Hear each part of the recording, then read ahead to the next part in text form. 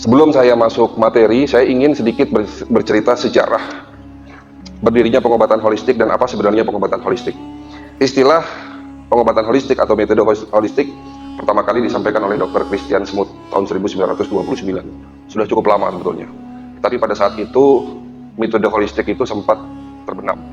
Kenapa? Karena memang pada saat itu, pada zaman itu, bumi, masyarakat dunia itu lebih banyak didominasi penyakit infeksi. Dan kekuatan dari pengobatan medis adalah dengan obat-obat kimia, yang pada saat itu pun ditemukan antibiotik. Ya, pada saat ditemukannya antibiotik, terjadilah revolusi di bidang kedokteran. Ya. Tetapi zaman berubah, Pak. Sekarang penyakit sudah tidak lagi didominasi oleh penyakit infeksi. Ya. Justru penyakit degeneratif lah, seperti jantung koroner, stroke, diabetes, penyakit hipertensi, asam urat, gagal ginjal, dan penyakit degeneratif lainnya adalah penyakit yang di dalam ilmu kedokteran, di dalam dunia medis, dikatakan penyakit tersebut tidak dapat disembuhkan. Akhirnya di sini terjadi kebuntuan. Terjadi kebuntuan bagaimana cara menyembuhkan penyakit tersebut. Sampai hari ini sifatnya hanya untuk memaintain, sifatnya hanya untuk mengurangi reaksi yang muncul. Contoh misalnya Bapak gula darahnya tinggi.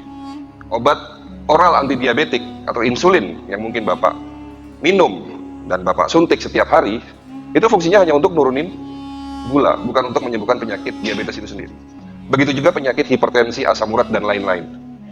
Akhirnya dengan adanya kebuntuan tersebut, dunia kedokteran berubah, ya, di mana pengobatan tradisional, ya, memiliki beberapa nilai tambah dan pastinya juga ada negatifnya.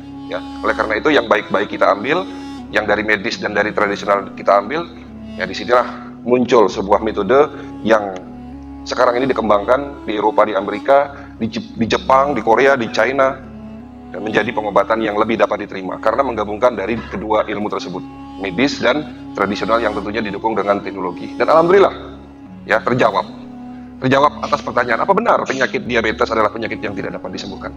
Apa benar penyakit degeneratif adalah penyakit yang tidak dapat disembuhkan? Sementara ada salah satu hadis yang menjadi pegangan kita, ya, bahwa Rasul mengatakan li kulli da'in dawaun, setiap penyakit pasti ada obatnya.